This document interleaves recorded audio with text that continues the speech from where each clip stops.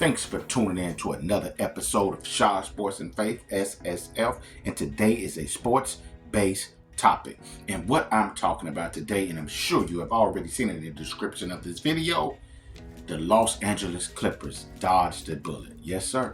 The Los Angeles Clippers dodged a bullet. In the summer of 2019, the Los Angeles Clippers shocked the NBA world by signing NBA superstar Kawhi Leonard.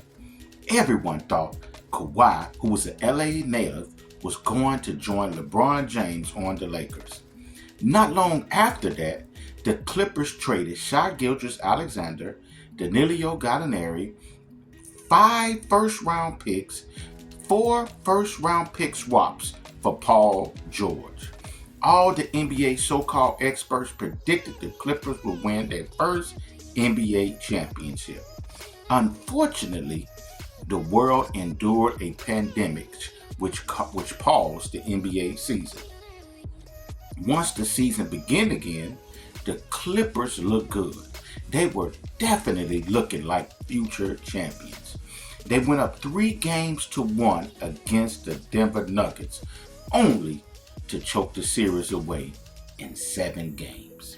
Injury occurred for both Kawhi and Paul George, and the Clippers' aspirations looked bleak after they lost in those 7 games the upcoming seasons.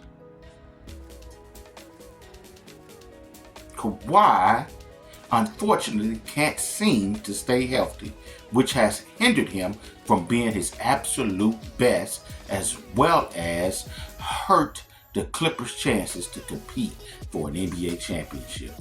If it wasn't for injuries, Kawhi could easily be a top 10 player in NBA history, and to me, better than Kobe Bryant, in my opinion.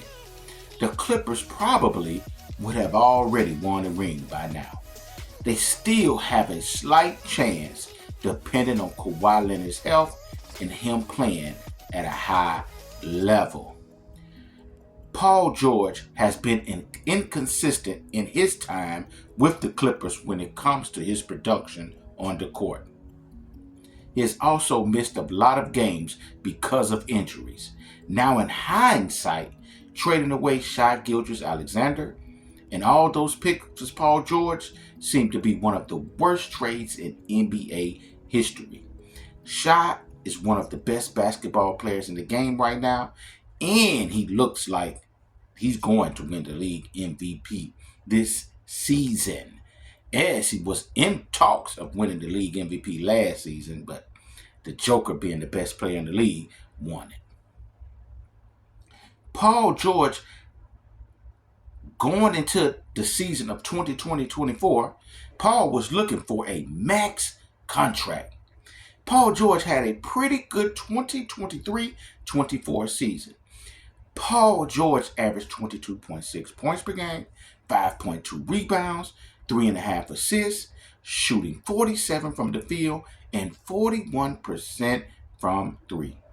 Paul played well, and he wanted to get paid for his play. The Clippers, despite Kawhi Leonard injuries, decided to sign Leonard to a 3-year, $149 million extension. The Clippers offered Paul George a 3-year, $150 million deal. But Paul George wanted a 4th year with a no-trade clause. The Clippers was not willing to give Paul George a no-trade clause and a 4th-year deal. He would be 37, and with his injuries and inconsistent play, a no-trade clause wouldn't be in the best interest for the Clippers. The Philadelphia 76ers signed Paul George to a 4-year, $211 million max contract. Paul would play alongside superstar Joel Embiid and emerging superstar Tyrese Maxey. If, and that's a big if Joel can stay healthy and Paul can stay healthy and play well, then the 76ers maybe could battle for an NBA championships. It would have been tough to beat the Celtics. Well, Joel Embiid has missed a lot of games as usual this season, and Paul George has played in 36 out of the 55 games because of injuries this season.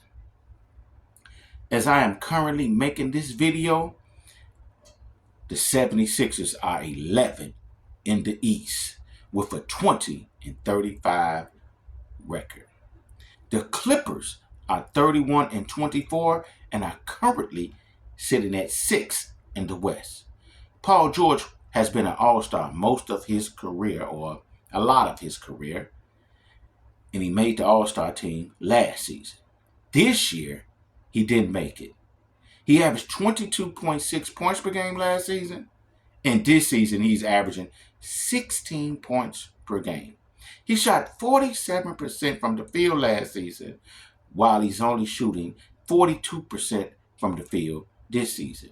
He's shooting 36 from three while shooting less threes this season, where he shot 41% from the three last season while shooting more threes last season. He is not helping his team much this year. Joel has been hurt most of the season. Tyrese Maxey has been balling, averaging 27 points a game. He hasn't been getting the help from Paul George, though. George has seemed as if he has lost some athleticism, in which that has affected his ability to score. It seems as if he cannot get by his defender like he did in the past and get the lift off of his jump shot like he normally does. You pay a guy $50 million, you expect superstars play. Instead of superstar play, you get in a six-man play with Paul George. $50 million players impact their teams winning in a major way. That's not the case with Paul George. The Clippers would have been regretting paying Paul George $50 million if he would have signed that deal that they offered him. They are already on the books for making one of the worst trades in NBA history, trading away Shai Gilgeous-Alexander and all those picks for Paul George. They would have been on the books if he would have signed that deal as making one of the worst re-signings in NBA history. Paul George has been an NBA star in this league for years. Injuries has held him back some.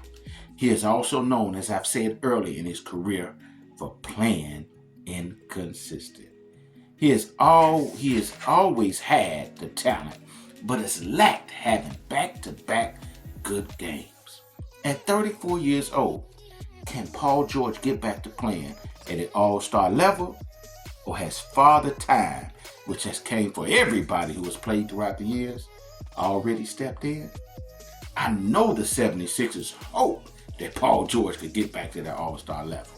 They have $200 million plus tied into him. I bet the Clippers like, yes. We might be on the history books for that worst trade, but we dodged the bullet by this man signing somewhere else. Tell me what you guys think in the comment section, and I'll be sure to hit you back in the comment section. Like, share, and subscribe. Peace and love.